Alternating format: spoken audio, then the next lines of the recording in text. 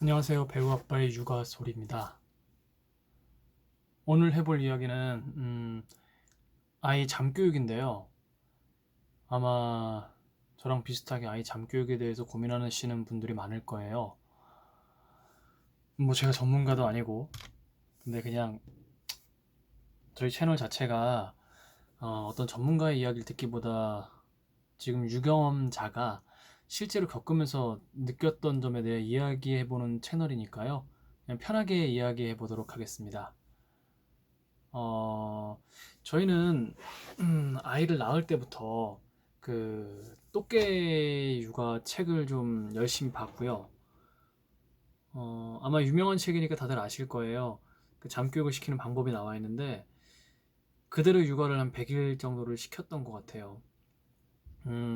어떤 식이냐면 보통 부모들이 이렇게 좀 아이를 울리는 것이 무서워서 육아를 못 시, 그 잠교육을 못 시키는데 똑개 육아에서는 똑똑하고 게으르게 시키는 육아라고 해서 아이는 부모가 끌어가는 대로 끌어갈 수 있다고 이야기를 하고 음, 저녁이 되면 어느 시간이 정확하게 맞췄을 때 잠의식을 치러주고 자리에 눕히고 그리고 부모가 나오고 처음에는 아이가 좀 울 수 있는데 시간이 좀 지나면 아이가 거기에 적응을 하고 오히려 잘 잔다고 책에 적혀 있더라고요.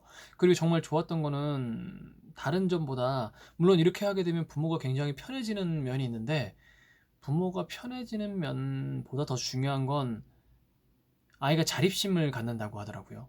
그 책에서 본 내용과 뭐 유튜브를 찾아본 내용들 중에서 본 건데 부모가 다 안아서 키우고 모든 걸 다 부모가 해주는 아이는 나중에 어린이집에 가거나 했을 때 좀 무섭거나 어떤 자기가 해결 못하는 일이 왔을 때 그냥 울어버리는 반면에 그런 식으로 스스로 잠이라는 것도 해결을 해 나간 아이는 어떤 어려움이 왔을 때 자기가 해결해 나가려는 성향이 생긴다고 해요. 그래서 그런 장점이 있기에 똑개 육아를 시작을 했고요. 저희는 처음에는 한 아이를 1시간 반 정도까지 울렸던 것 같아요. 아마 겪어보신 부모님들은 아시겠지만 이게 부모들에게는 굉장히 고문에 가까운 시간이죠. 저희도 아이를 울리면서도 물론 거의 시킨 대로 뭐 5분마다 한 번씩 들어가서 뭐 아이에게 괜찮아, 잘 시간이야, 물론 아이에게 눈을 보거나 이러는 게 아니라 약간 먼발치해서 아이가 기대를 하기 때문에 하고 나오는 방식으로 했었는데 생각보다 똑개오가 잘 통했어요. 잘 통해서 한 3, 4일 만에 적응해서 그다음부터는 잘 자더라고요. 제가 근데 오늘 하고 싶은 얘기는 똑개 육아에 대한 얘기는 그냥 해봤다 정도고요. 똑개 육아에 대한 이야기를 하려는 건 아니고 음, 그렇게 지내다 보니까 아이가 태어나자마자는 이렇게 좀 이렇게 뱃속에 있을 때 이렇게 쪼그리고 자니까 거기에 익숙했었는데 또깨 육아대로 육아 교육을 시키니까 아이가 이렇게 대자로 누워서 자는 걸 좋아하게 되더라고요. 대자로 누워서 자게 되고 또 시간대가 되면 또깨 육아를 아마 보시면 뭐 검색해봐도 많이 나오니까요. 시간대가 되면 딱 재우고 낮잠도 그 다음에 딱 일으키고 딱 먹이고 먹놀잠 먹놀잠 이렇게 순서대로 하는 방식이어서 여기에 적응되면 엄마가 밖에 나가서 유모차를 끌기도 되게 좋더라고요. 그냥 먹이고 이제 놀리는 타이밍에 밖에 나가서 유모차를 끌고 커피숍 같은 데 앉아서 커피를 한잔 해도 아이가 시간대가 되면 알아서 자고 저희 아이도 그랬어요. 그래서 굉장히 편하기도 하고 굉장히 좋았는데 어, 결과적으로 말씀드리면 이거는 사람마다 좀 다른 것 같아요. 저희 아이가 이렇게 대자로 누워 자다 보니까 편두 뭐라 그러지? 편두증이라 그러죠? 그 뒷머리가 바싹 눌리는 거가 생기더라고요. 어느 순간에 아이가 처음보다 입체적이지 않고 납작해지는 느낌이 들었어요. 그래서 그리고 또 이게 뒤에가 납작해지면 옆에가 넓어져서 아이가 얼굴이 넙대대해지는 그런 느낌? 아 이건 도대체 아니다 싶어서 좀 알아봤어요. 이제 부모 입장에선 되게 작은 거에도 민감해지는 게 사실이니까 검사할 수 있는 곳이 있더라고요. 그리고 이게 어렸을 때가 100일 전후에서 그 이후로가 머리가 이제 다치는 시기가 오기 전에 그걸 컨트롤 해줘야지 평생 가는 문제라고 해서 알아봤는데 한 4군데 정도에 그걸 전문적으로 하는 곳이 있는데 어떻게 하는 거냐면 아이가 머리가 점점 자랄 거기 때문에 거기에 맞춰서 헬멧을 씌워주고 헬멧을 씌워주게 되면 음, 이 이미 튀어나온 부위가 아닌 안 튀어나온 부위 쪽이 자라는 거죠. 그래서 머리가 알맞게 자라는 거였어요. 가격대는 뭐 직접 관심이 있으신 분들은 찾아보셔야겠지만 어... 얼마? 한 200만 원 정도. 전북대병원이라고 우리나라에서 개발한 게 있어요. 원래 그게 외국에서 개발한 거라 비싼데 전북대병원만 제가 알기로 한 70만 원 뭐 내외? 60만 원대였나? 그 정도로 알고 있고 나머지는 싼 데가 한 200만 원, 300만 원까지도 가더라고요. 저희는 일단은 아이를 좀 진찰 받아보기 위해서 갔어요. 물론 가기 전에 아, 아이가 납작해졌구나를 느껴서 억지로 옆으로 누워서 재우기 시작했어요. 그때부터 잠 교육이 사실은 많이 깨졌죠. 왜냐면 아이가 대자로 자는 게 너무 편하다 보니까 옆으로 누우면 안 자는 거예요, 그냥. 계속 울고 또 계속 울고. 어, 그러다 보니까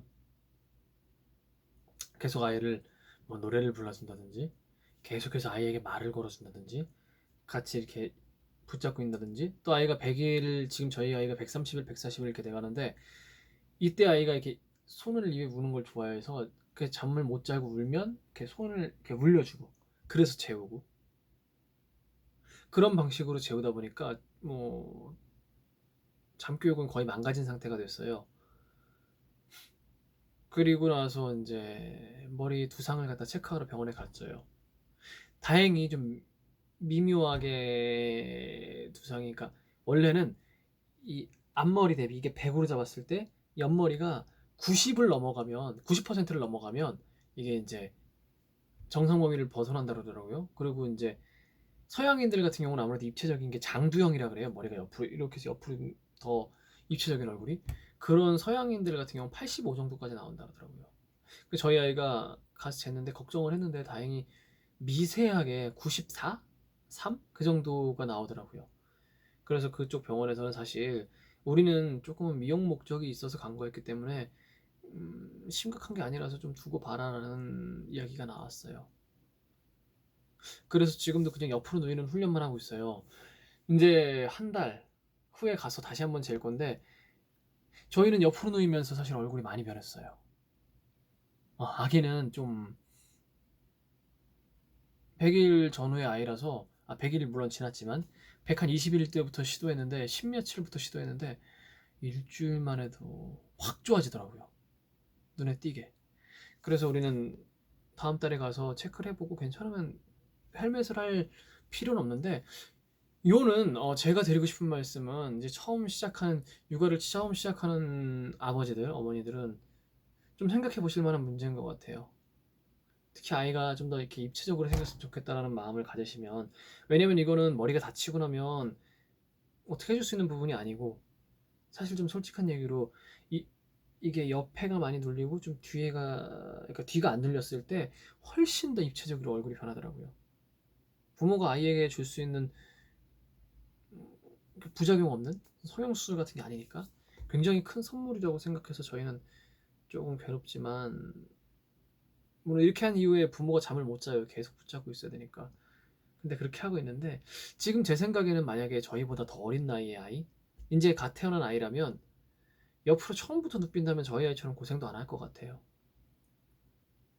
그리고 저는 뭐 이게 제품에 대한 소개는 아니고 저희 집에서 쓰는 건데 코코넨이라는 제품이 있어요. 그게 이제 엄마 뱃속에 있을 때 그대로 느낌 그대로 태어나자마자부터 쓸 수 있는 건데 옆으로 누워서 이렇게 묶어서 재우는 거예요.